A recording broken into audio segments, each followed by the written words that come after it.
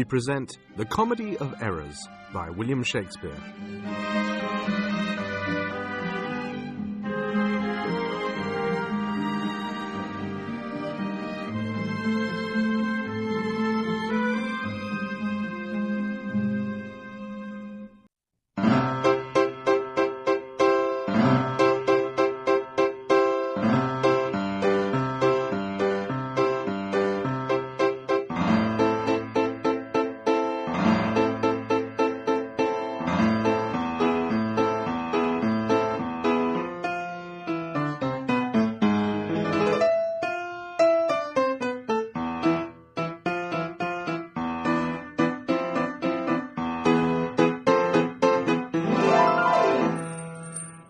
Proceed, Solinus, to procure my fall, and by the doom of death end woes and all. Merchant of Syracuse, plead no more. I am not partial to infringe our laws. The enmity and discord which of late sprung from the rancorous outrage of your duke to merchants, our well-dealing countrymen, who, wanting guilders to redeem their lives, have sealed his rigorous statutes with their bloods, excludes all pity from our threatening looks. For since the mortal and intestine jars twixt thy seditious countrymen and us, it hath in solemn synods been decreed, both by the Syracusians and ourselves, to admit no traffic to our adverse towns. Nay more, if any born at Ephesus be seen at Syracusian marts and fairs, again, if any Syracusian born come to the bay of Ephesus, he dies. His goods confiscate to the Duke's dispose, unless 1,000 marks be levied to quit the penalty and to ransom him. Thy substance, valued at the highest rate, cannot amount unto 100 marks. Therefore, by law, thou art condemned to die. Yet this my comfort. When your words are done, my woes end likewise with the evening sun. Well, Syracusans, say in brief the cause why thou departst from thy native home, and for what cause thou camest to Ephesus.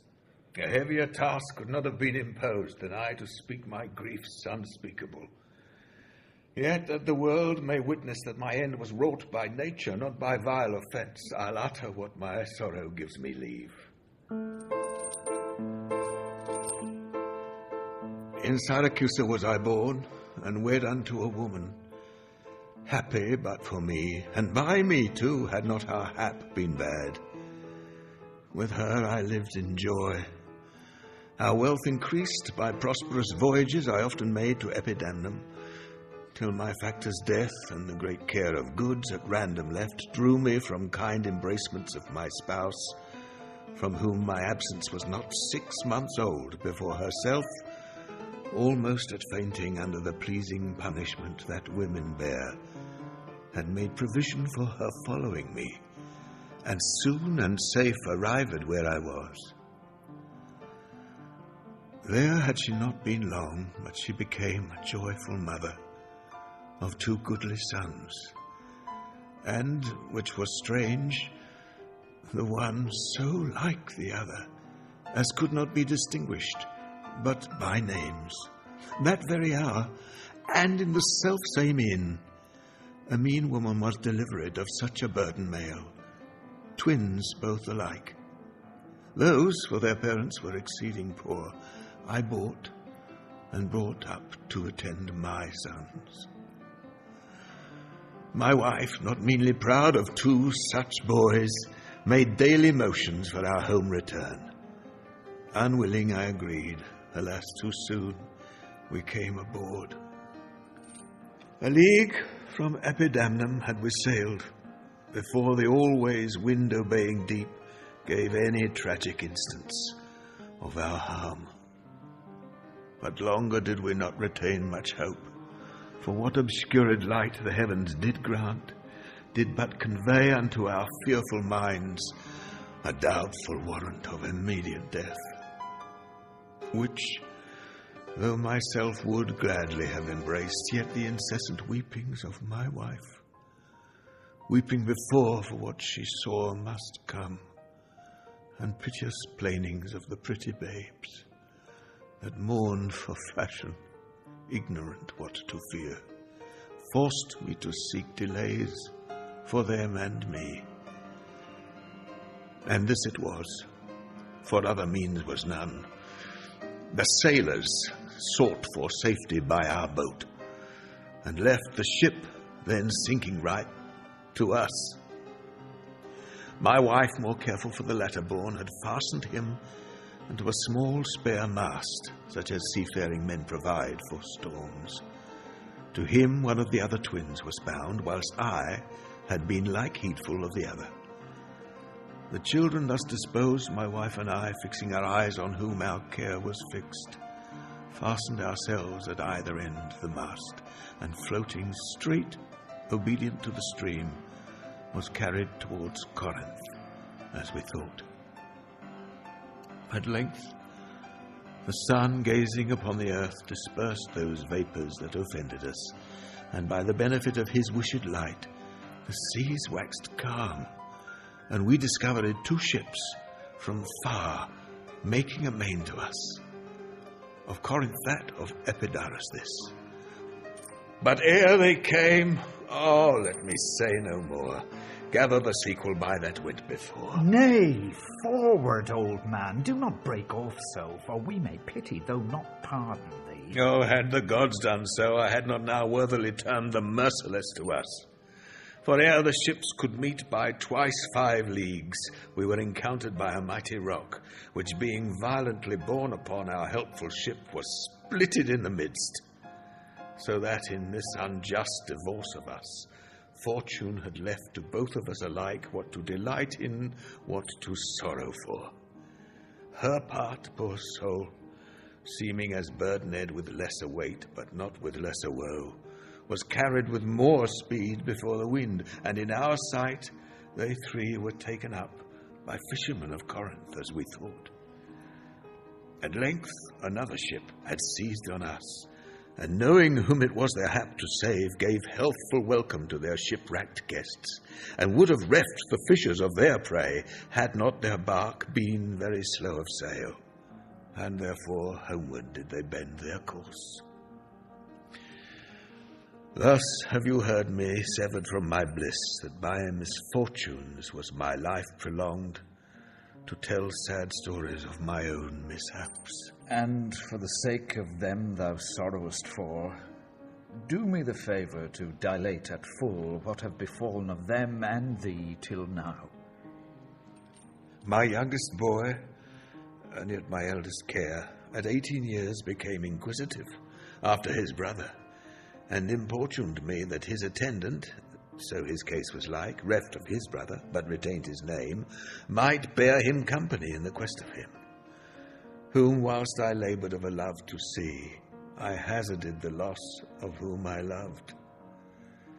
5 summers have I spent in farthest Greece, roaming clean through the bounds of Asia, and coasting homeward came to Ephesus, hopeless to find, yet loath to leave unsought, or that or any place that harbours men. But here must end the story of my life, and happy were I in my timely death, could all my travels warrant me they live. Hapless Aegean, whom the fates have marked to bear the extremity of dire mishap. Now trust me, were it not against our laws, against my crown, my oath, my dignity, which princes would they may not disannul, my soul should sue as advocate for thee. But though thou art adjudged to the death, and passed sentence may not be recalled, but to our honour's great disparagement, yet will I favour thee in what I can. Therefore, merchant, I limit thee this day to seek thy life by beneficial help. Try all the friends thou hast in Ephesus, beg thou or borrow to make up the sum, and live. If no, then thou art doomed to die. Jailer, Take him to thy custody. I will, my lord. Hopeless and helpless doth Aegean wend, but to procrastinate his lifeless end.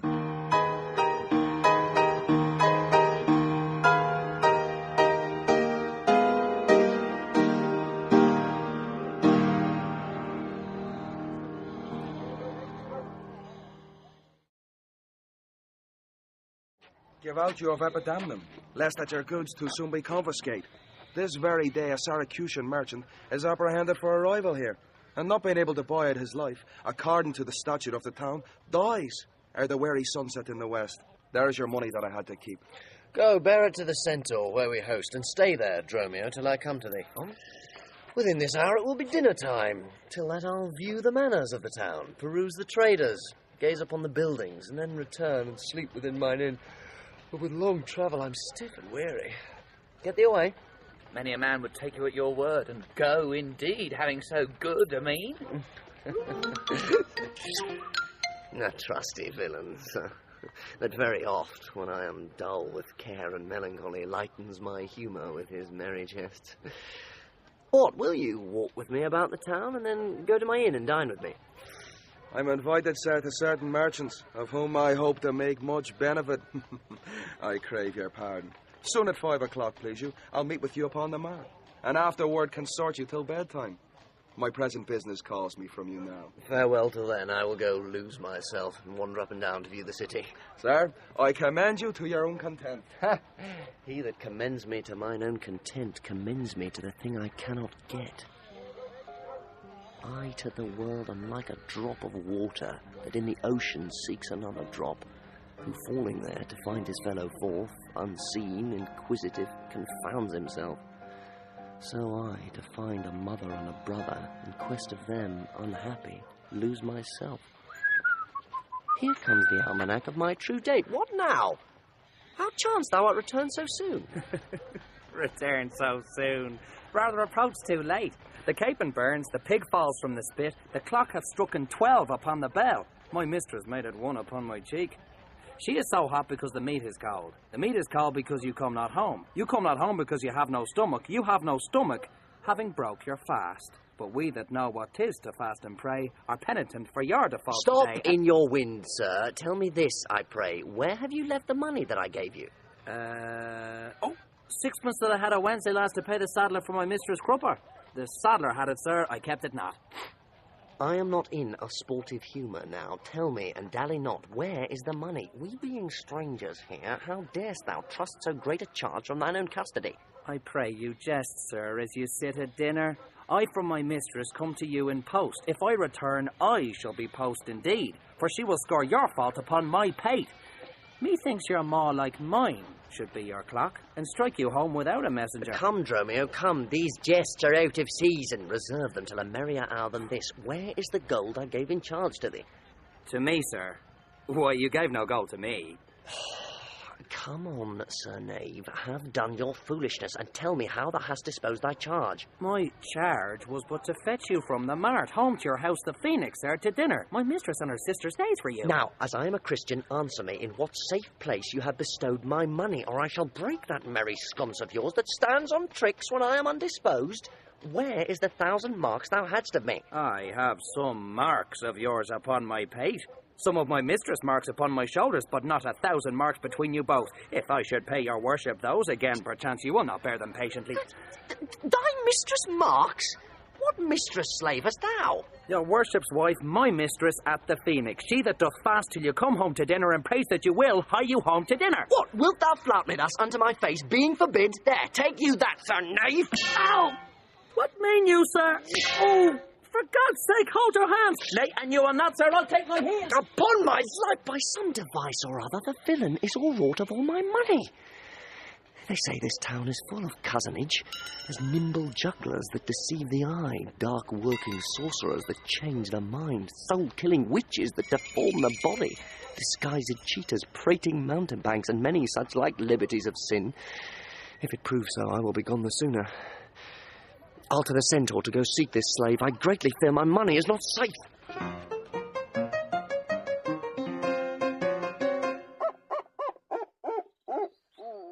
Neither my husband nor the slave returned, that in such haste I sent to seek his master. Surely, Luciana, it is 2:00. Perhaps some merchant hath invited him, and from the Mart he's somewhere gone to dinner. Oh. Good sister, let us dine, and never fret.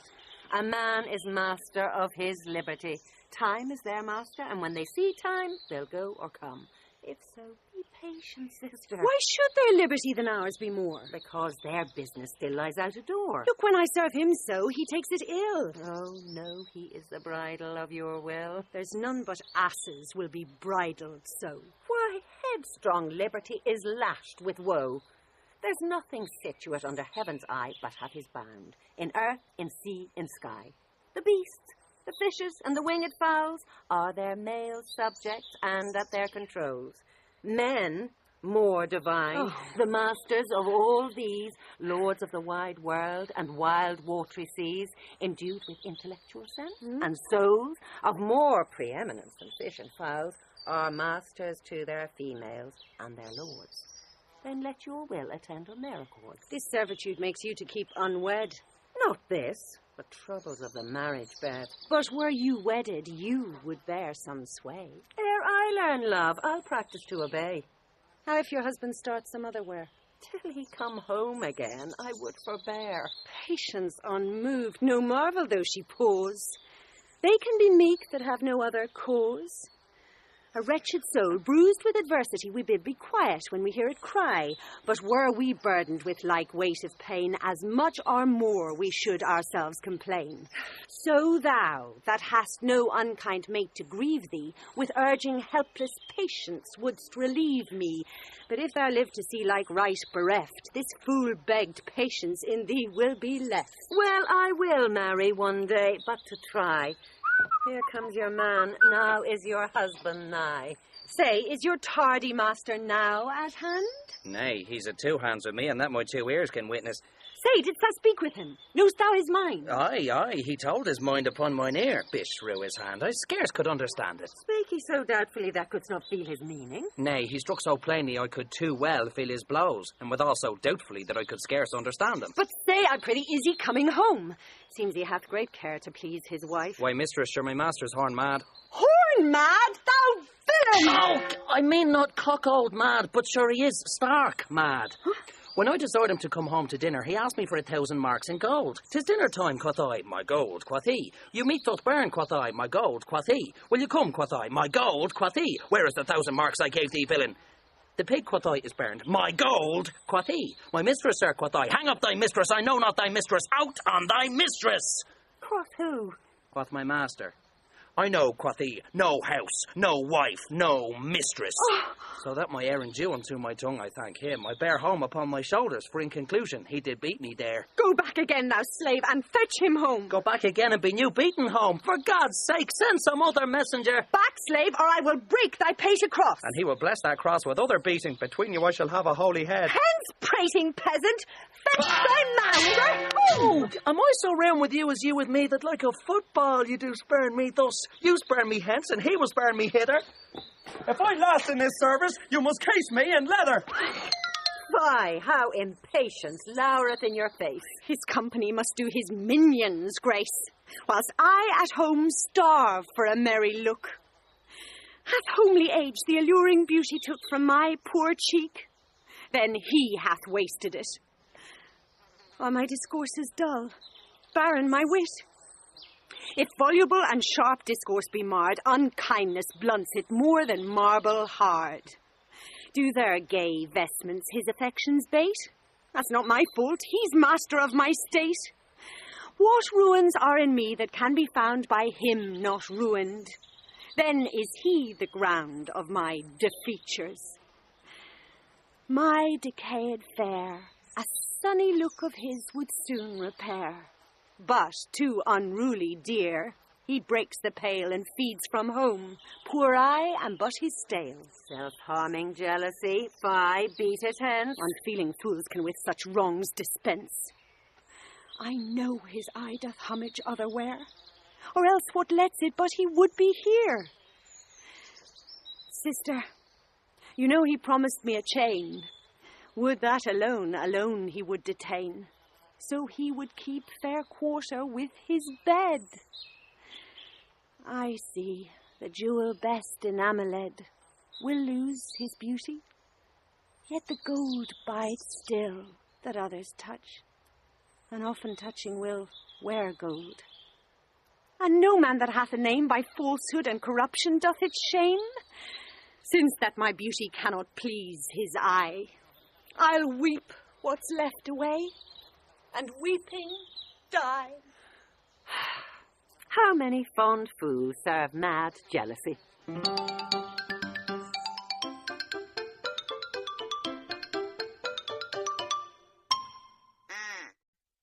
The gold I gave to Dromio is laid up, safe at the centaur, and the heedful slave is wandered forth, in care to seek me out by computation and mine host's report. I could not speak with Dromio, since at first I sent him from the Mart. See, here he comes. How now, sir? Is your merry humour altered? As you love stroke, so jest with me again. You know no centaur. You received no gold. Your mistress sent to have me home to dinner. My house was at the Phoenix. Wast thou mad that thus so madly thou didst answer me? What answer, sir? When spake I such a word? Even now, even here, not half an hour since. I did not see you since you sent me hence, home to the centaur with the gold you gave me. Villain, thou didst deny the gold's receipt, and toldst me of a mistress and a dinner, for which I hope thou felt'st I was displeased. I'm glad to see you in this merry vein. What means this jest? I pray you, master, tell me. Hey, dost thou jeer and flout me in the teeth? Think'st thou I jest? Hold, take thou that, and that. Oh, hold, sir, for God's sake. Now your jest is earnest. Upon what bargain do you give it me? Because that I familiarly sometimes do use you for my fool and chat with you, your sauciness will jest upon my love, and make a common of my serious hours. When the sun shines, let foolish gnats make sport, but creep in crannies when he hides his beams. If you will jest with me, know my aspect, and fashion your demeanour to my looks, or I will beat this method in your sconce. Sconce, call you it? So you would leave battering, I'd rather have it ahead. And you use these blows long, I must get a sconce for my head and then sconce it too, or else I shall seek my wit in my shoulders. But I pray, sir, why am I beaten? Dost thou not know? Nothing, sir, but that I am beaten. Shall I tell you why? Aye, sir, and wherefore, for they say every why hath a wherefore. Why, first, for flouting me, and then wherefore, for urging it this second time to me. Was there ever any man thus beaten out of season, when in the why and the wherefore is neither rhyme nor reason? Well, sir, I thank you. Thank me, sir, for what? Marry, sir, for this something that you gave me for nothing. I'll make you amends next to give you nothing for something. But say, sir, is it dinner time? No, sir. I think the meat wants that I have. In good time, sir, what's that?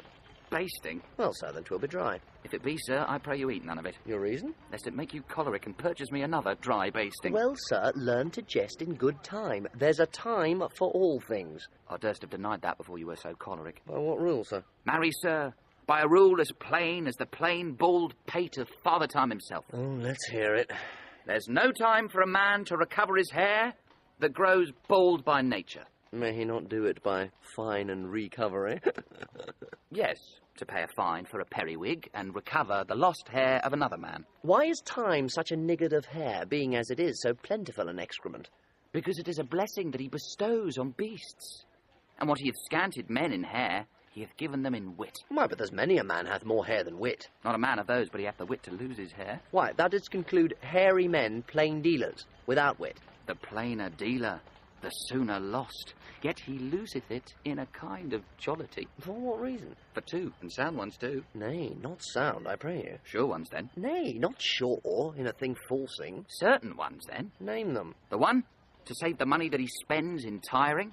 The other, that at dinner they should not drop in his porridge. You would all this time have proved there is no time for all things. Marry, and did, sir, namely, no time to recover hair lost by nature. But your reason was not substantial why there is no time to recover. Thus I mend it. Time himself is bald, and therefore to the world's end will have bald followers. Oh, I knew 'twould be a bald conclusion. But soft. Who wafts us yonder? Aye, Antipholus, look strange and frown. Some other mistress hath thy sweet aspects. I am not Adriana, nor thy wife. The time was once when thou unurged wouldst vow that never words were music to thine ear, that never object pleasing in thine eye, that never touch well welcome to thy hand, that never meat sweet savoured in thy taste, unless I spake, or looked, or touched, or carved to thee. How comes it now, my husband, how comes it that thou art then estranged from thyself? Thyself I call it being strange to me, that undividable, incorporate, am better than thy dear self's better part. Do not tear away thyself from me. For no, my love, as easy mayst thou fall a drop of water in the breaking gulf, and take unmingled thence that drop again, without addition or diminishing, as take from me thyself, and not me too.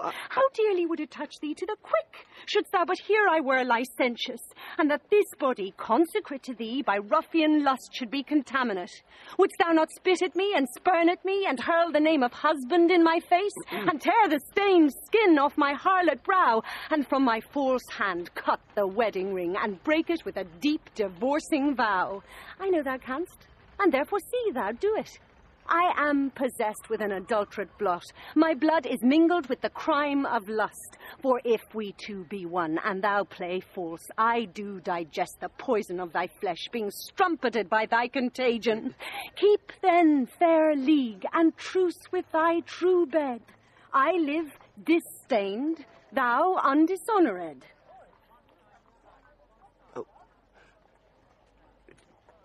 Plead you to me, fair dame?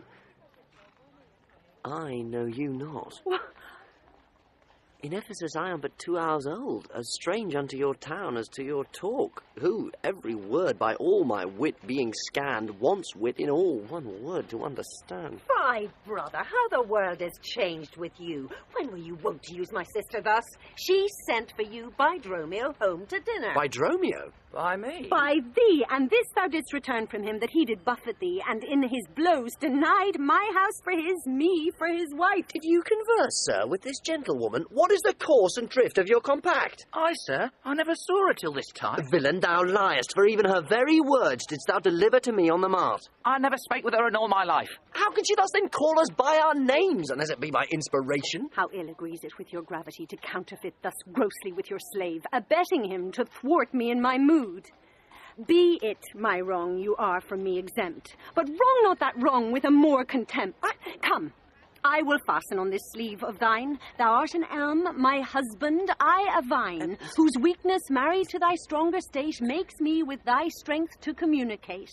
If aught possess thee from me, it is dross, usurping ivy, briar, or idle moss, who all for want of pruning with intrusion infect thy sap, and live on thy confusion. To me she speaks, she moves me for her theme. What, was I married to her in my dream? Or sleep I now, and think I hear all this? What error drives our eyes and ears amiss? Until I know this sure uncertainty, I'll entertain the offered fallacy. Dromio, go bid the servants bread for dinner. Oh, for my beads, I cross me for a sinner. This is the fairyland. Oh, spite of spites. We talk with goblins, owls, and sprites. If we obey them not, this will ensue. They'll suck our breath, or pinch us black and blue. Why pratest thou to thyself and answerest not? Dromio, thou drone, thou snail, thou slug, thou sot! I am transformed, master, am I not? I think thou art in mind, and so am I. Nay, master, both in mind and in my shape. Thou hast thine own form. No, I am an ape. If thou art changed to aught, 'tis to an ass. 'Tis true, she rides me, and I long for grass. 'Tis so, I am an ass, else it could never be. But I should know her as well as she knows me. Come, no longer will I be a fool to put the finger in the eye and weep, whilst man and master laughs my woes to scorn.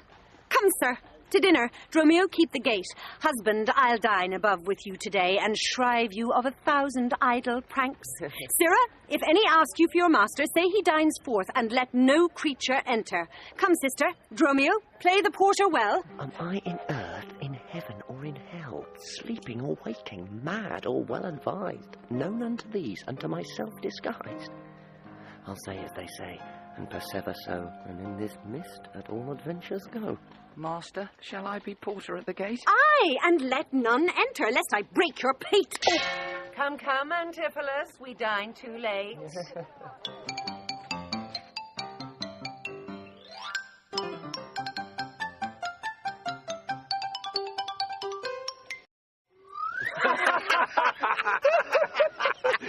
Good Signor Angelo, you must excuse us all. My wife is shrewish when I keep not ours. Say that I lingered with you at your shop to see the making of her carcanet, and that tomorrow you will bring it home. Your will, sir. But here's a villain that would face me down. He met me on the Mart, and that I beat him and charged him with 1,000 marks in gold, and that I did deny my wife and house. Thou drunkard, thou! What didst thou mean by this? Say what you will, sir, but I know what I know. That you beat me at the Mart, I have your hand to show. If the skin were parchment and the blows you gave were ink, your own handwriting would tell you what I think. I think thou art an ass. Marry, so it doth appear. By the wrongs I suffer and the blows I bear, I should kick, being kicked, and being at that pass, you would keep from my heels and beware of an ass. You're sad, Signor Balthazar. Pray God our cheer may answer my goodwill and your good welcome here. I hold your dainties cheap, sir, and you're welcome, dear. Oh, Signor Balthazar, either at flesh or fish, a table full of welcome makes scarce one dainty dish. Good meat, sir, is common. That every churl affords. And welcome more common, for that's nothing but words. Small cheer and great welcome makes a merry feast. Aye, to a niggardly host and more sparing guest. But though my cates be mean, take them in good part. Better cheer may you have, but not with better heart. But soft, my door is locked. Go bid them let us in. Maud, Bridget, Marion, Cicely, Gillian, Gin. Oh, Malthus, Capon, Coxcomb, Idiot, Patch. Either get thee from the door or sit down at the hatch. Dost thou conjure for wenches that thou call'st for such store? When one is one too many, go get thee from the door. What patches made our porter? My master stays in the streets. Let him walk from whence he came, lest he catch cold on speech. Who talks within there? Ho! Open the door! Right, sir.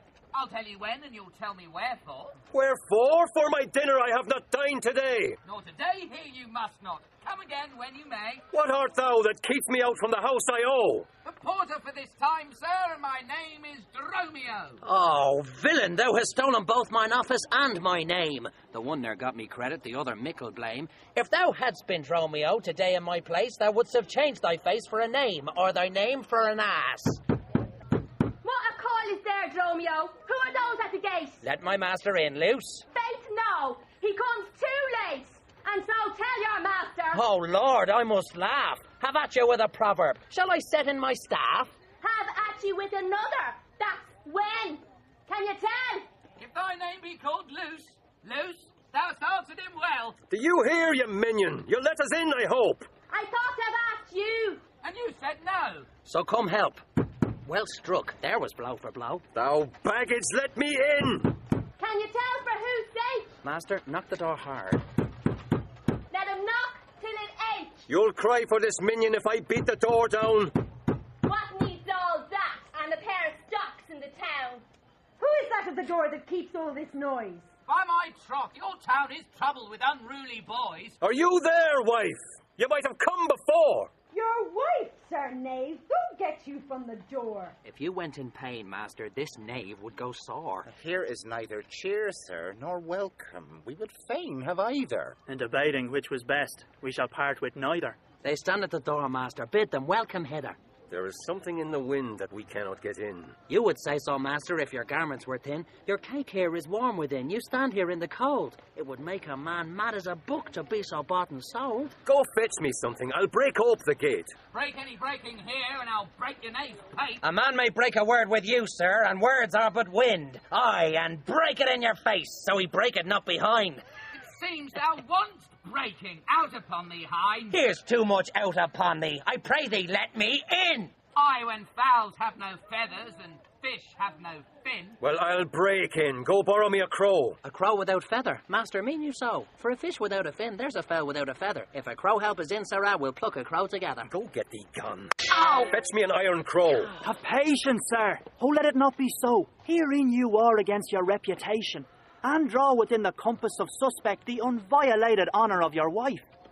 Once this, your long experience of her wisdom, her sober virtue, years and modesty, plead on her part some cause to you unknown. And doubt not, sir, but you will well excuse why at this time the doors are made against you. Be ruled by me, depart in patience, and let us to the Tiger all to dinner. And about evening come yourself alone to know the reason of this strange restraint. If by strong hand you offer to break in now in the stirring passage of the day, a vulgar comment will be made of it, and that supposed by the common route against your yet ungalled estimation, that may with foul intrusion enter in and dwell upon your grave when you are dead. For slander lives upon succession, forever housed where it gets possession. You have prevailed. I will depart in quiet, and despite of mirth, mean to be merry. I know a wench of excellent discourse, pretty and witty, wild and yet too gentle. There will we dine. This woman that I mean, my wife, but I protest without desert, hath oftentimes upbraided me withal. To her will we to dinner. Angelo, get you home and fetch the chain. By this I know 'tis made. Bring it, I pray you, to the Porpentine, for there's the house. That chain I will bestow, be it for nothing but to spite my wife upon mine hostess there. Good sir, make haste. Since mine own doors refuse to entertain me, I'll knock elsewhere to see if they'll disdain me. I'll meet you at that place some hour hence. Do so. This jest shall cost me some expense.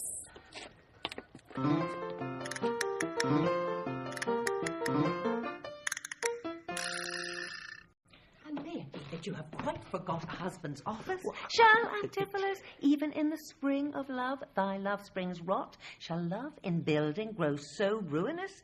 If you did wed my sister for her wealth, then for her wealth's sake, use her with more kindness. Or if you like elsewhere, do it by stealth. Muffle your false love with some show of blindness. Let not my sister read it in your eye. Be not thy tongue thy own shame's orator. Look sweet, speak fair, become disloyalty. Apparel vice like virtue's harbinger. Bear a fair presence, though your heart be tainted. Teach sin the carriage of a holy saint. Be secret false. What need she be acquainted? What simple thief brags of his own attaint? 'Tis double wrong to truant with your bed, and let her read it in thy looks at board. Shame hath a bastard fame, well managed. Ill deeds is doubled with an evil word. Alas, poor women, make us but believe, being compact of credit, that you love us. Though others have the arm, show us the sleeve. We in your motion turn, and you may move us.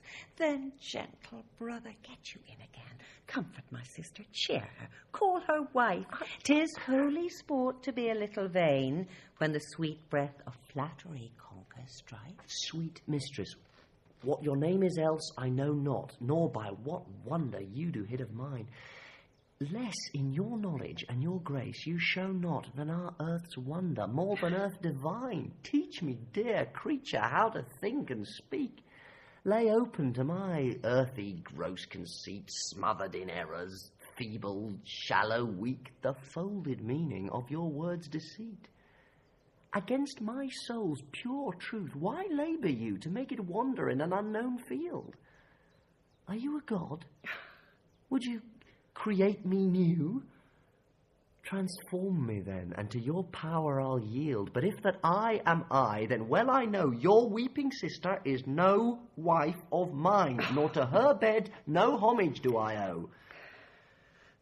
Far more to you do I decline. Oh, train me not, sweet mermaid, with thy note to drown me in thy sister's flood of tears. Sing, siren, for thyself, and I will dote. Spread all the silver waves thy golden hairs, and as a bed I'll take them and there lie. And in that glorious supposition think, he gains by death that hath such means to die. Let love, being light, be drowned if she sink. What?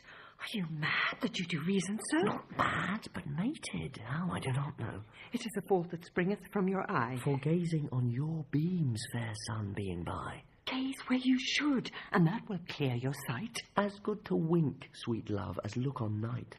Why call you me love? Call my sister so. Thy sister's sister. That's my sister. No, it is thyself. Mine own self's better part.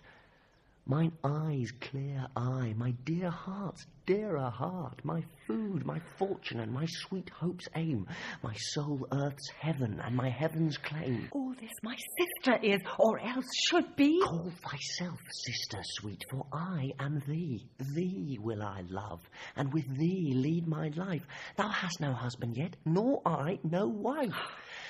Give me thy hand. Oh, soft, sir. Hold you still. I'll fetch my sister to get her goodwill.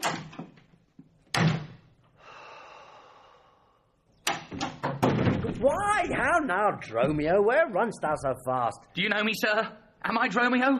Am I your man? Am I myself? Thou art Dromio, thou art my man, thou art thyself. I'm an ass, I'm a woman's man, and besides myself... What woman's man, and how besides thyself? Marry, sir, besides myself, I am due to a woman. One that claims me, one that haunts me, one that will have me. What claim lays she to thee? Marry, sir, such claim as you would lay to your horse, and she would have me as a beast. Not that I, being a beast, she would have me, but that she, being a very beastly creature, lays claim to me. What is she? A very reverend body. Aye, such a one as a man may not speak of without he say, Sir Reverence. I have but lean luck in the match, and yet is she a wondrous fat marriage. How does that mean, a fat marriage? Marry, sir, she's the kitchen wench, and all grease. And I don't know what use to put her to but to make a lamp of her and run from her by her own light. I warrant her rags and the tallow in them will burn a Poland winter. If she lives till doomsday, she'll burn a week longer than the whole world. What complexion is she of? Swart, like my shoe. But her face, nothing like so clean kept. For why? She sweats. A man may go over shoes in the grime of it. Well, that's a fault that water will mend. No, sir, 'tis in grain. Noah's flood could not do it. What's her name? Nell, sir. But her name and 3/4, that's an L and 3/4, will not measure her from hip to hip. Then she bears some breadth. No longer from head to foot than from hip to hip. She is spherical, like a globe. I could find out countries in her. In what part of her body stands Ireland? Marry, sir, in her buttocks. I found it out by the bogs. Where's Scotland? I found it by the barrenness, hard in the palm of the hand. Where France? In her forehead, armed and reverted, making war against her heir. Where England? I looked for the chalky cliffs, but I could find no whiteness in them. But I guess it stood in her chin, by the salt room that ran between France and it. Where Spain? Faith, I saw it not, but I felt it hot in her breath. Where America, the Indies? Oh, sir, upon her nose, all o'er embellished with rubies, carbuncles, sapphires, declining their rich aspect to the hot breath of Spain, who sent whole armados of carracks to be ballast at her nose. Where stood Belgium, the Netherlands? Oh, sir, I do not look so low. To conclude, this drudge or diviner laid claim to me, called me Dromio, swore I was assured to her, told me what privy marks I had about me. As the mark on my shoulder, the mole on my neck, the great wart on my left arm, that I amazed, ran from her as a witch. And I think, if my breast had not been made of faith, and my heart of steel, she had transformed me to a curtled dog and made me turn to the wheel. Go, hide thee, presently post to the road, and if the wind blow any way from shore, I will not harbour in this town tonight. If any bark put forth, come to the Mart, where I will walk till thou return to me. If everyone knows us, and we know none, 'tis time, I think, to trudge, pack, and be gone. As from a bear a man would run for life, so fly I from her that would be my wife. There's none but witches do inhabit here, and therefore 'tis high time that I were hence. She that doth call me husband, even my soul doth for a wife abhor, but her fair sister, possessed with such a gentle sovereign grace, of such enchanting presence and discourse, hath almost made me traitor to myself. But, lest myself be guilty to self-wrong, I'll stop mine ears against the mermaid's song. Master Antipholus! Aye, that's my name. I know it well, sir. Lo, here is the chain. I thought to have ta'en you at the Porpentine. The chain, unfinished, made me stay thus long. What is your will that I shall do with this? What please yourself, sir. I have made it for you. Made it for me, sir? I bespoke it not. Not once, nor twice, but 20 times you have. Now go home with it and please your wife withal, and soon at supper time I'll visit you, and then receive my money for the chain. I pray you, sir, receive the money now, for fear you ne'er see chain nor money more. You are a merry man, sir. Fare you well. What I should think of this I cannot tell. But this, I think, there's no man is so vain that would refuse so fair an offered chain. I see a man here needs not live by shifts, when in the streets he meets such golden gifts. I'll to the Mart, and there for Dromio stay. If any ship put out, then straight away.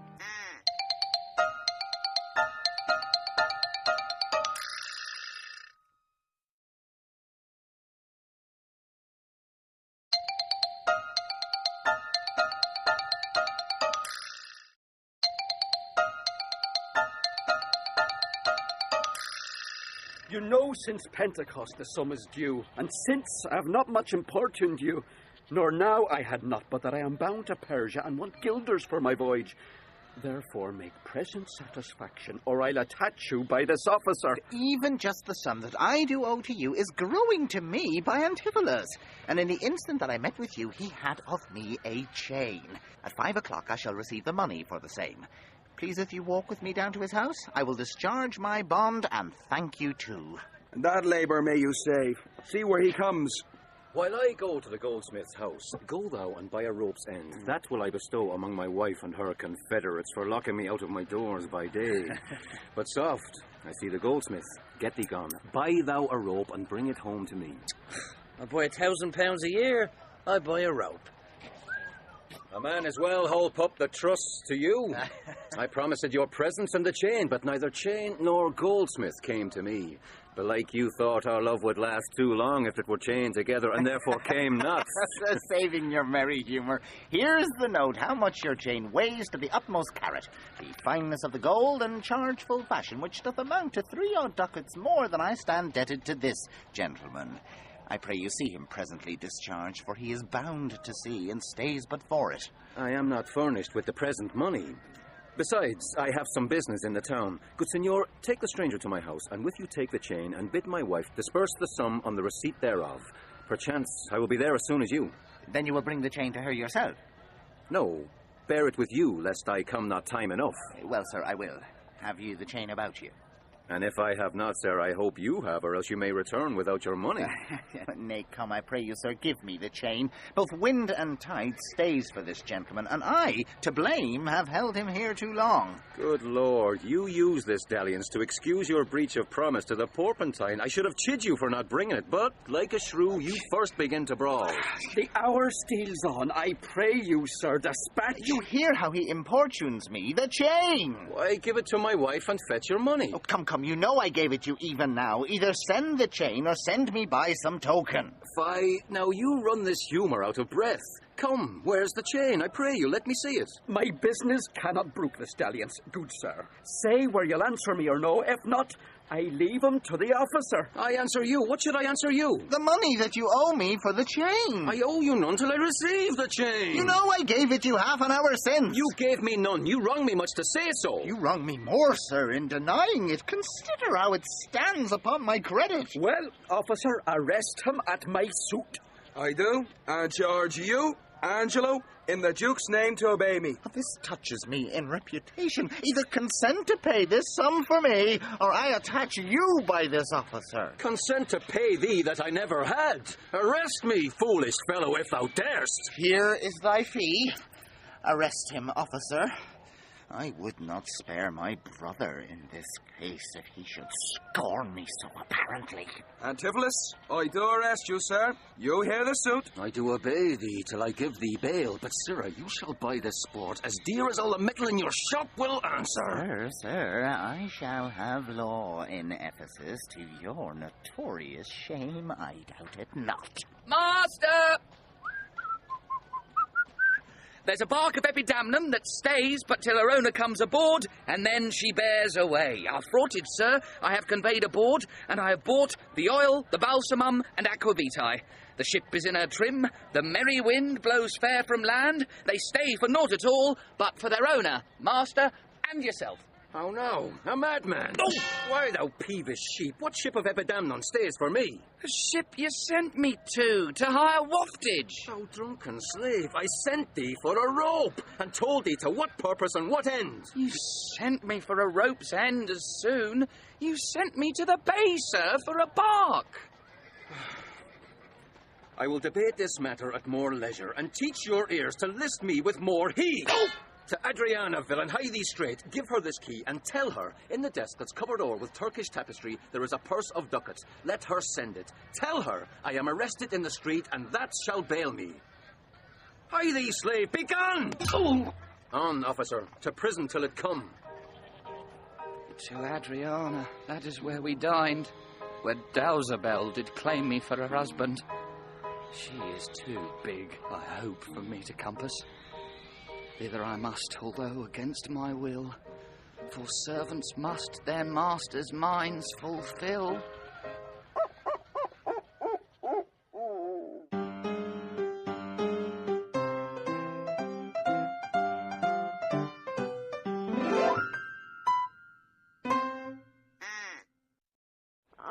Luciana, did he tempt thee so? Mightst thou perceive austerely in his eye that he did plead in earnest, yea or no? Looked he or red or pale or sad or merrily? What observation madest thou in this case of his heart's meteors tilting in his face? First, he denied you had in him no right. He meant he did me none, the more my spite. Then swore he that he was a stranger here? And true he swore, though yet forsworn he were. Then pleaded I for you. And what said he? That love I begged for you, he begged of me. With what persuasion did he tempt thy love? With words that in an honest suit might move. First he did praise my beauty, then my speed. Did speak him fair? Have patience, I beseech. I cannot nor I will not hold me still. My tongue, though not my heart, shall have his will.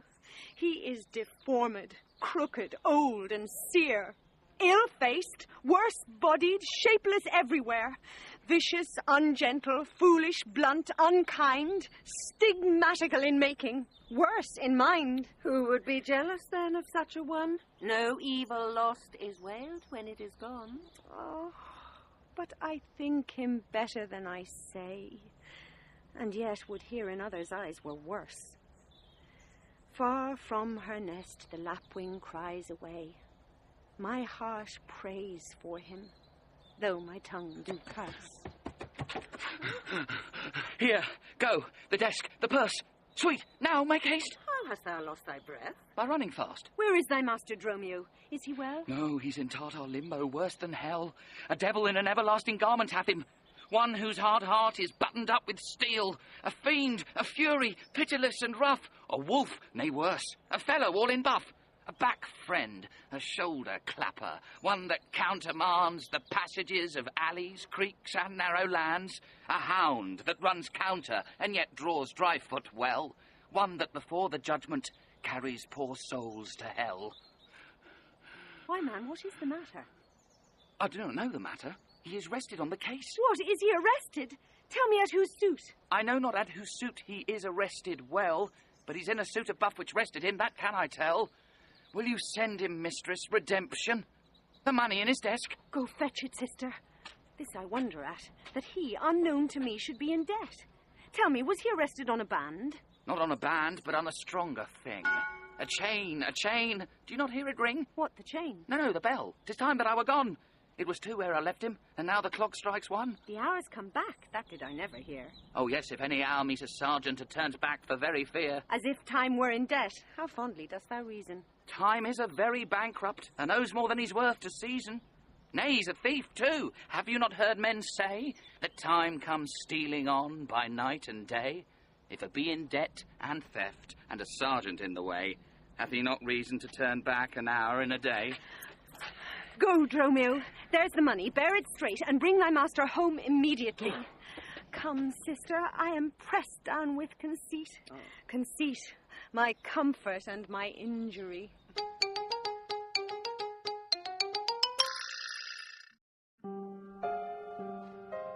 There's not a man I meet but doth salute me, as if I were their well-acquainted friend, and everyone doth call me by my name.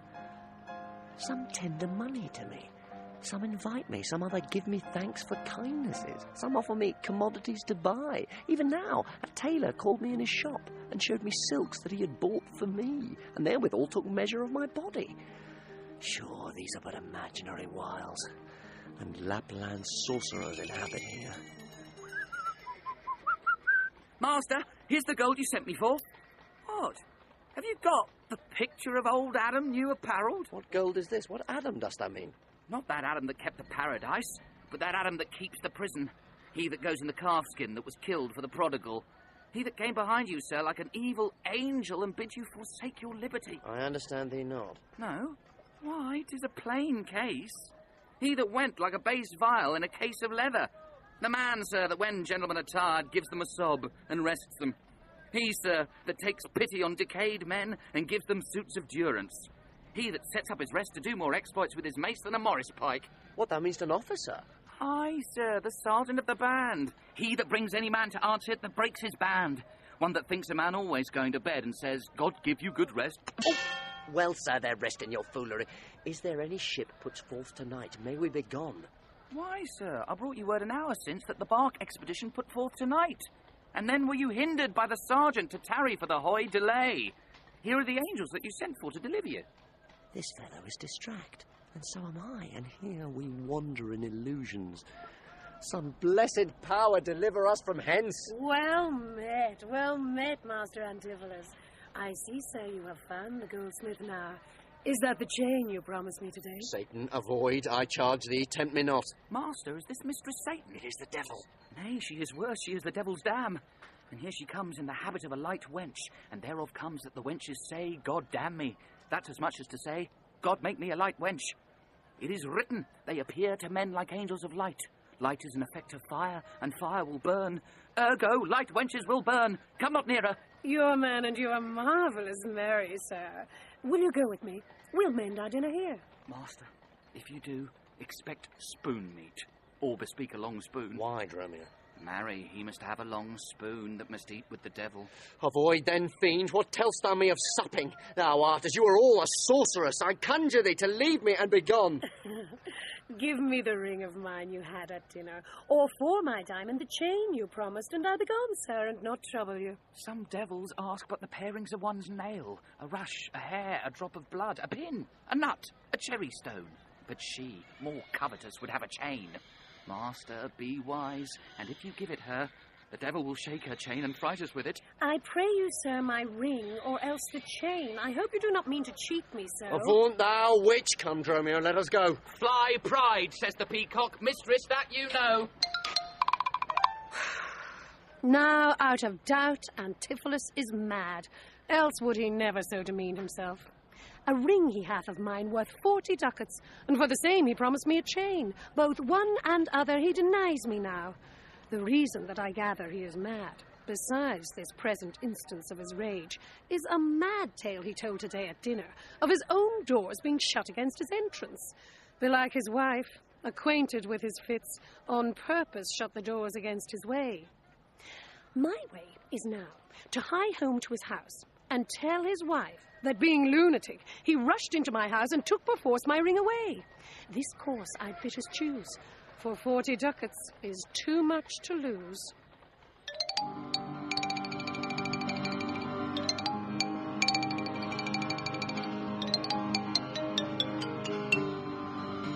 Fear me not, man.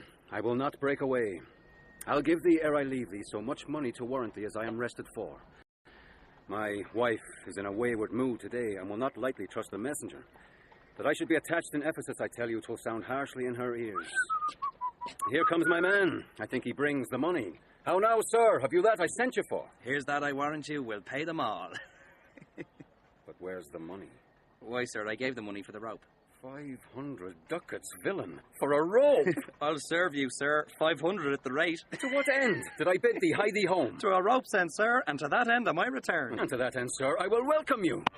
Good sir, be patient. Nay, 'tis for me to be patient. I am in adversity. Good now, hold thy tongue. Nay, rather persuade him to hold his hands. Oh, whoreson! Oh, senseless! Oh, villain!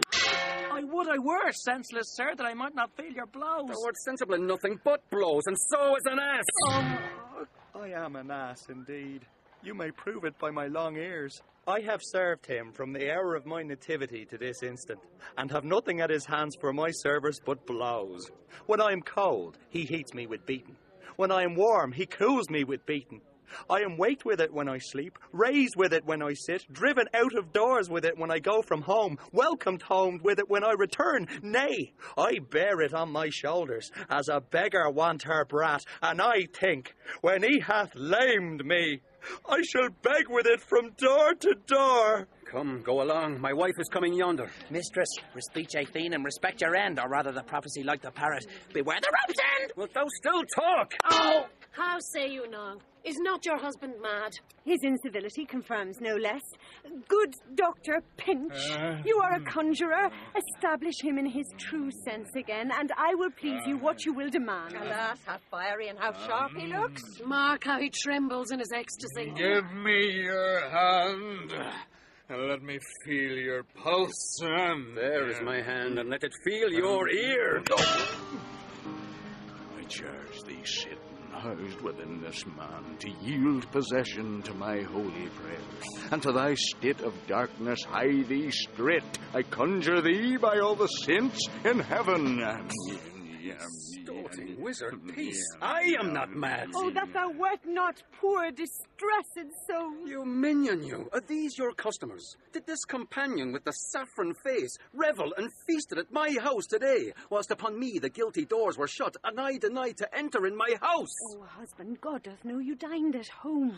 Where would you had remained until this time, free from these slanders and this open shame? Dined at home, thou villain, what sayest thou? Sir, sooth to say, you did not dine at home. Were not my doors locked up and I shut out? Purdy, your doors were locked and you shut out. And did not she herself revile me there? Sounds fable. She herself reviled you there. Did not her kitchen maid rail, taunt, and scorn me? Certes she did. The kitchen best have scorned you. And did not I enraged depart from thence? In verity you did. My bones bear witness that since have felt the vigour of his rage. It's good to soothe him in these contraries. That is no shame. The fellow finds his vein, and yielding to him humours well his frenzy. Thou hast suborned the goldsmith to arrest me. Alas, I sent you money to redeem you by Dromio here, who came in haste for it. Money by me? Heart and good will you might, but surely, master, not a rag of money. Wentest not thou to her for a purse of ducats? He came to me and I delivered it. And I am witness with her that she did. God and the rope maker bear me witness that I was sent for nothing but a rope. Mistress, both man and master is possessed. I know it by their pale and deadly looks. They must be bound and laid in some dark room. Say, wherefore didst thou lock me forth today, and why dost thou deny the bag of gold? I did not, gentle husband, lock thee forth. And, gentle master, I received no gold, but I confess, sir, that we were locked out. Dissembling villain, thou speakst false in both. Dissembling harlot, thou art false in all, and art confederate with a damned pack to make a loathsome, abject scorn of me. But with these nails, I'll pluck out these false eyes that would behold in me this shameful sport. Oh, bind him! Bind him! Let him not come near me! Company, the fiend is strong within him. Poor man, how pale and wan he looks. What? Will you murder me? Thou jailer, thou, I am thy prisoner. Wilt thou suffer them to make a rescue? Masters, let him go. He is my prisoner, and you shall not have him. Go bind this man, for he is frantic too. What wilt thou do, thou peevish officer? Hast thou delight to see a wretched man do outrage and displeasure to himself? He is my prisoner. If I let him go, the debt he owes will be required of me. I will discharge thee ere I go from thee. Bear me forthwith unto his creditor, and knowing how the debt grows, I will pay it. Good master doctor, see him safe conveyed home to my house. Oh, most unhappy day. Oh, most unhappy strumpet. Master, I am here entered in bond for you. Out on thee, villain, wherefore dost thou mad me? Will you be bound for nothing? Be mad, good master. Cry, the devil! God help poor souls, how idly do they talk. Go, bear him hence! Sister, go you with me. Say now, whose suit is he arrested at? One Angelo, a goldsmith. Do you know him? I know the man. What is the sum he owes? 200 ducats. Say how grows it due? Due for a chain your husband had of him. He did bespeak a chain for me, but had it not. When, as your husband, all enraged today, came to my house and took away my ring, the ring I saw upon his finger now, straight after did I meet him with a chain. It may be so, but I did never see it. Come, jailer, bring me where the goldsmith is. I long to know the truth hereof at large. For mercy, they are loose again, and come with naked swords. Let's call more help to have them bound again. Away, dead killers! I see these witches are afraid of swords. She that would be your wife now ran from you. Come to the centaur. Fetch our stuff from thence. I long that we were safe and sound aboard. Faith, stay here this night. They will surely do us no harm. You saw they speak us fair, give us gold. Methinks they are such a gentle nation that, but for the mountain of mad flesh that claims marriage of me, I could find in my heart to stay here still and turn witch. I will not stay tonight for all the town, therefore away to get our stuff aboard.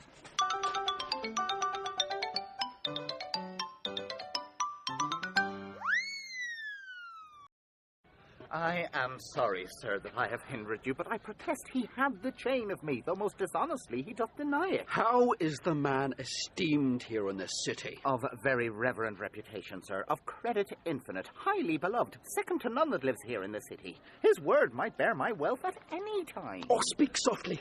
Yonder, as I think, he walks. 'Tis so, and that self-chain about his neck which he forswore most monstrously to have.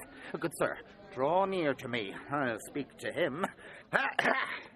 Signor Antipholus, I wonder much that you would put me to this shame and trouble, and not without some scandal to yourself, with circumstance and oath, so to deny this chain which now you wear so openly. Beside the charge, the shame, imprisonment, you have done wrong to this my honest friend, who, but for staying on our controversy, had hoisted sail and put to sea today. This chain you had of me, can you deny it? I think I had. I never did deny it. What? Yes, that you did, sir, and forswore it too. Who heard me to deny it or forswear it? These ears of mine thou know'st did hear thee. Oh, fie on thee, wretch. 'Tis pity that thou livest to walk where any honest men resort. Art a villain to impeach me thus. I'll prove mine honour and mine honesty against thee presently, if thou dare stand. I dare, and do defy thee for a villain. Hurt him not, for God's sake! He is mad. Some get within him, take his sword away. Bind Dromio too, and bear them to my house. Run, master, run! For God's sake, take a house! This is some priory. In or we are spoiled!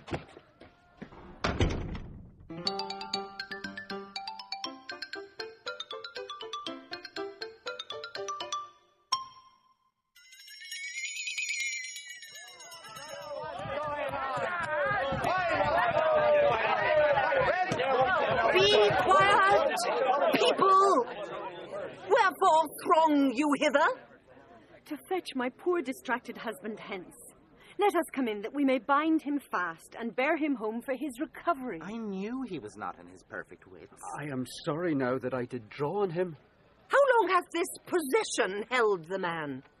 This week he hath been heavy, sour, sad, and much different from the man he was. But till this afternoon his passion ne'er brake into extremity of rage. Hath he not lost much wealth by wrack of sea, buried some dear friend? Hath not else his eye strayed his affection in unlawful love, a sin prevailing much in youthful men, who give their eyes the liberty of gazing? Which of these sorrows is he subject to? To none of these, except it be the last. Namely, some love that drew him oft from home. You should for that have reprehended him. Why, so I did. Aye, but not rough enough. As roughly as my modesty would let me. Haply in private. And in assemblies too. Aye, but not enough. It was the copy of our conference. In bed he slept not for my urging it. At board he fed not for my urging it. Alone it was the subject of my theme. In company I often glanced at it. Still did I tell him it was vile and bad. And thereof came it that the man was mad. The venom clamours of a jealous woman poisons more deadly than a mad dog's tooth. It seems his sleeps were hindered by thy railing, and thereof comes it that his head is light. Thou sayest his meat was sauced with thy upbraidings. Unquiet meals make ill digestions. Thereof the raging fire of fever bred, and what's a fever but a fit of madness? Thou sayest his sports were hindered by thy brawls. Sweet recreation barred, what doth ensue but moody and dull melancholy, kinsman to grim and comfortless despair? And at her heels a huge infectious troop of pale distemperatures and foes to life. In food, in sport, and life-preserving rest to be disturbed, would mad or man or beast. The consequence is then thy jealous fits hath scared thy husband from the use of wits. She never reprehended him, but mildly, when he demeaned himself rough, rude, and wildly. Why bear you these rebukes and answer not? She did betray me to my own reproof. Good people, enter and lay hold on him. No! Not a creature enters in my house. Then let your servants bring my husband forth. Neither. He took this place for sanctuary, and it shall privilege him from your hands till I have brought him to his wits again, or lose my labour in assaying it. I will attend my husband, be his nurse, die at his sickness, for it is my office, and will have no attorney but myself. And therefore let me have him home with me. Be patient, for I will not let him stir till I have used the approved means I have, with wholesome syrups, drugs, and holy prayers, to make of him a formal man again. It is a branch and parcel of mine oath, a charitable duty of my order. Therefore depart, and leave him here with me. I will not hence, and leave my husband here, and ill it doth beseem your holiness to separate the husband and the wife. Be quiet, and depart. Thou shalt not have him. Complain unto the Duke of this indignity. Come, go, I will fall prostrate at his feet, and never rise until my tears and prayers have won his grace to come in person hither and take perforce my husband from the abbess. By this, I think the dial points at 5. Anon, I'm sure the Duke himself in person comes this way to the melancholy vale, the place of death and sorry execution, behind the ditches of the abbey here. Upon what cause? To see a reverend Syracusan merchant, who put unluckily into this bay against the laws and statutes of this town, beheaded publicly for his offence. See where they come. We will behold his death. Kneel to the Duke before he pass the abbey.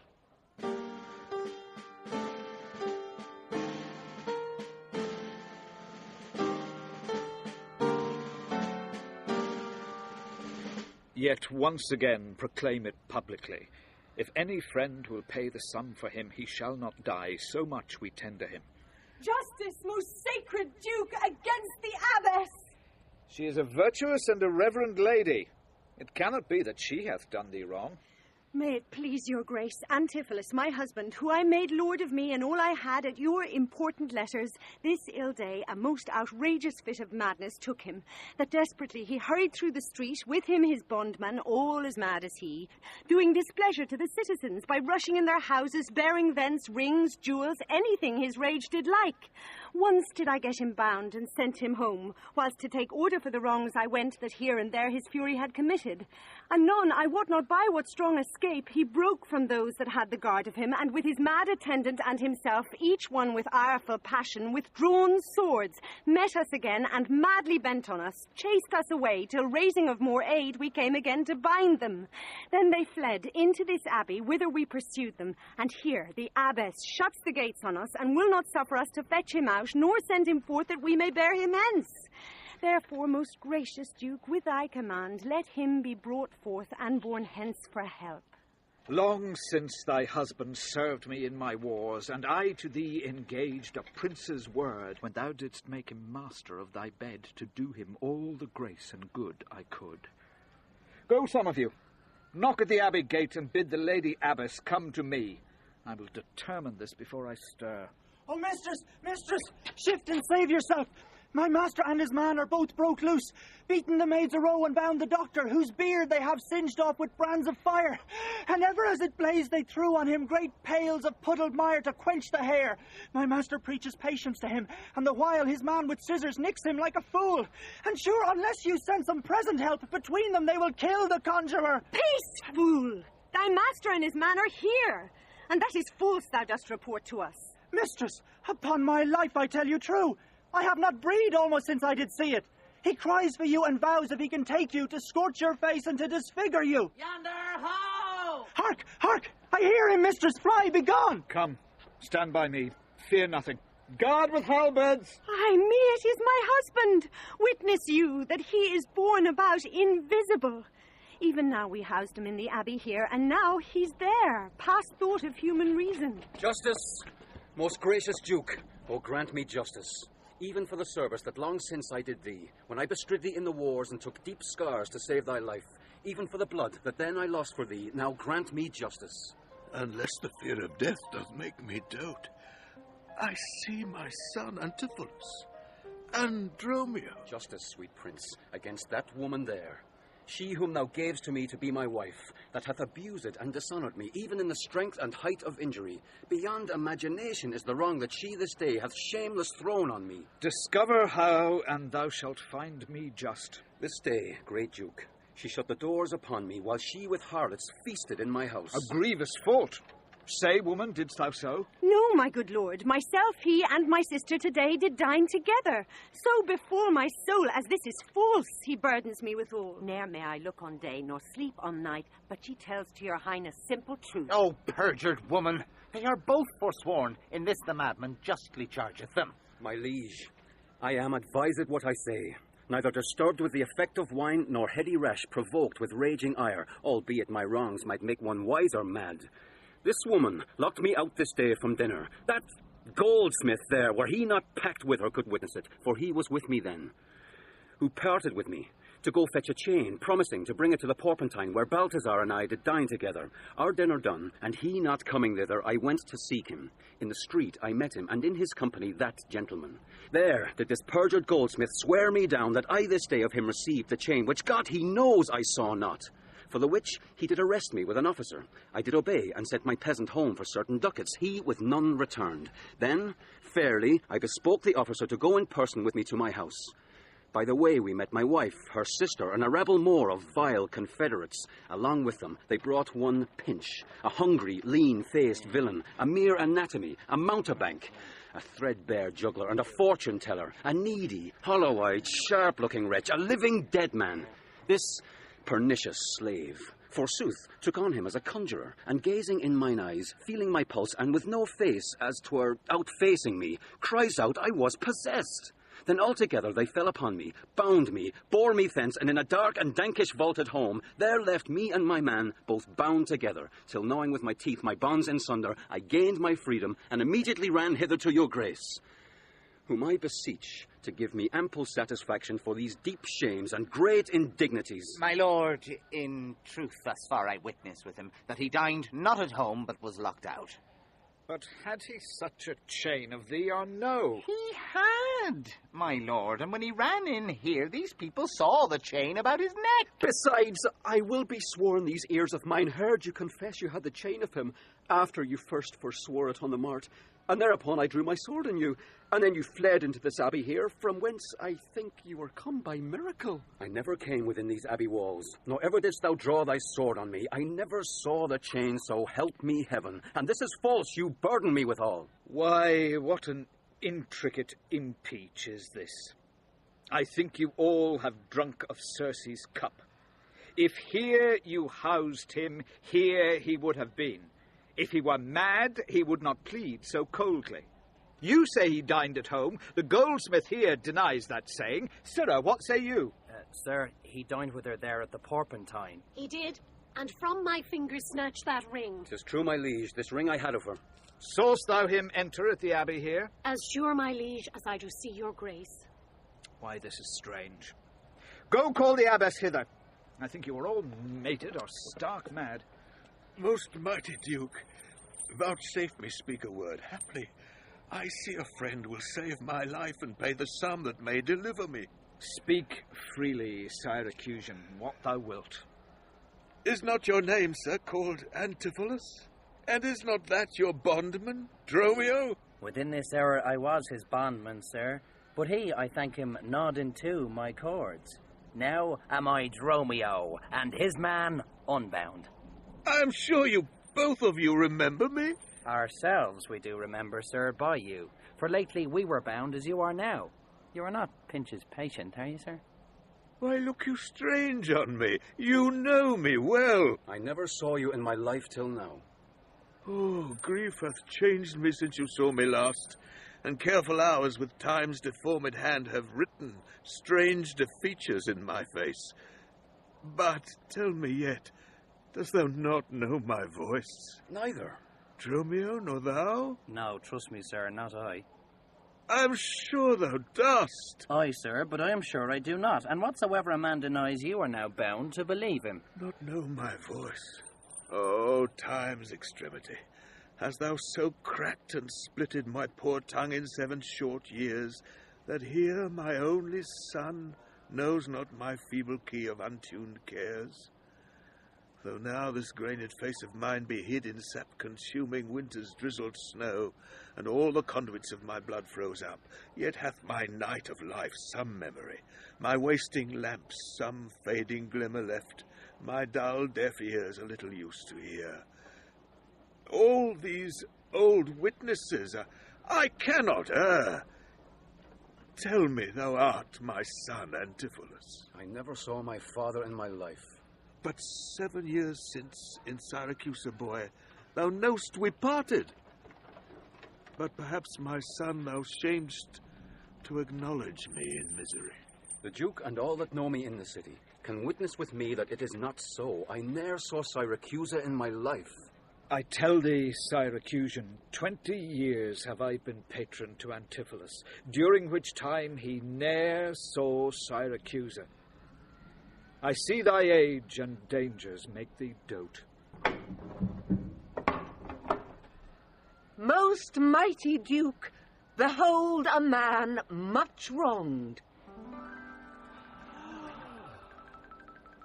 I see 2 husbands. All mine eyes deceive me. One of these men is genius to the other, and so of these, which is the natural man and which the spirit? Who deciphers them? I, Sir, am Dromio. Command him away. I, Sir, am Dromio. Pray let me stay. Aegeon, art thou not? Or else his ghost? Oh, my old master, who hath bound him here? Whoever bound him, I will loose his bonds and gain a husband by his liberty. Speak, bold Aegeon, if thou beest the man that hadst a wife once called Emilia, that bore thee at a burden 2 fair sons. Oh, if thou beest the same Aegeon, speak, and speak unto the same Emilia. If I dream not, thou art Emilia. If thou art she, tell me, where is that son that floated with thee on the fatal raft? By men of Epidamnum, he and I, and the twin Dromio, all were taken up.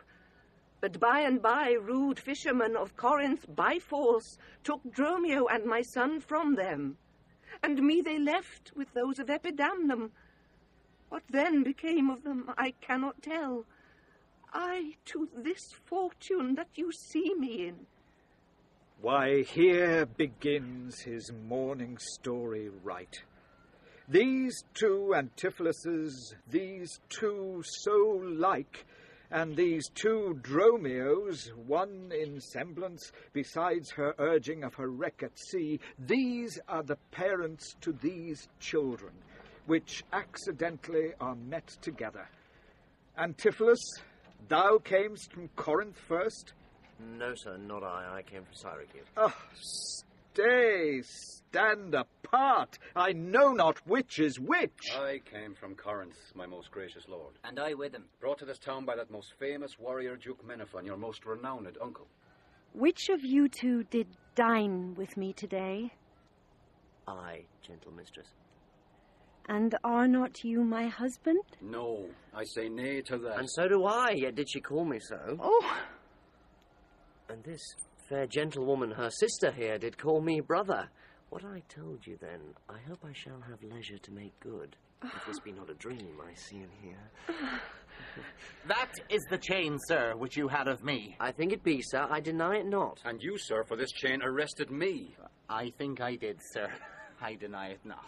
I sent you money, sir, to be your bail by Dromio, but I think he brought it not. No, none by me. This purse of ducats I received from you, and Dromio, my man, did bring them me. I see we still did meet each other's man, and I was ta'en for him, and he for me, and thereupon these errors are arose. These ducats pawn I for my father here. It shall not need. Thy father hath his life. Sir, I must have that diamond from you. There, take it, and much thanks for my good cheer. Renowned Duke, vouchsafe to take the pains to go with us into the abbey here, and here at large discoursed all our fortunes, and all that are assembled in this place, that by this sympathized one day's error have suffered wrong. Go, keep us company, and we shall make full satisfaction. 33 years have I but gone in travail of you, my sons, and till this present hour my heavy burden ne'er delivered. The Duke, my husband, and my children both, and you, the calendars of their nativity, go to a gossip's feast, and go with me. After so long grief, such nativity. With all my heart, I'll gossip at this feast. Master, shall I fetch your stuff from shipboard? Dromio, what stuff of mine hast thou embarked? Your goods that lay at host, sir, in the Centaur. He speaks to me. I am your master, Dromio. Come, go with us. We'll look to that anon. Embrace thy brother there. Rejoice with him. There is a fat friend at your master's house that kitchened me for you today at dinner. Oh. She now shall be my sister, not my wife. Methinks you are my glass, and not my brother. I see by you I am a sweet-faced youth. Will you walk in to see their gossiping? Not I, sir. You are my elder. Oh, that's a question. How shall we try it? We'll draw cuts for the senior. Till then, lead thou first. Nay, then, thus. We came into the world like brother and brother, and now let's go hand in hand. Not one, but for another.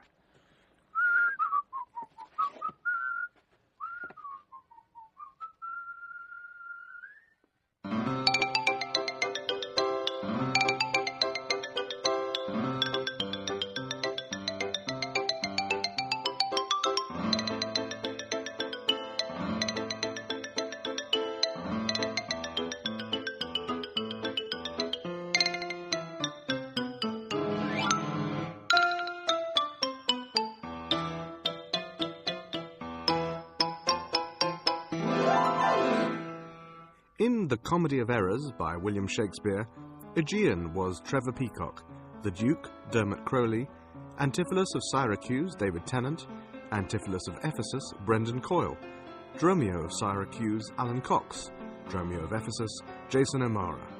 Niamh Cusack played Adriana, Sorcha Cusack, Luciana, Helen Ryan, the Abbess, Lloyd Hutchinson, Angelo and Dr. Pinch, Robert Portal, the Merchant, Pauline McGlynn, the Courtesan, Tom Farrelly, Balthazar and Messenger, and Robert Donovan, the Second Merchant, and the Officer.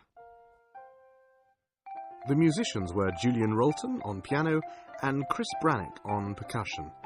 The music was composed and conducted by Dominique Legendre. The Comedy of Errors was directed by Clive Ow!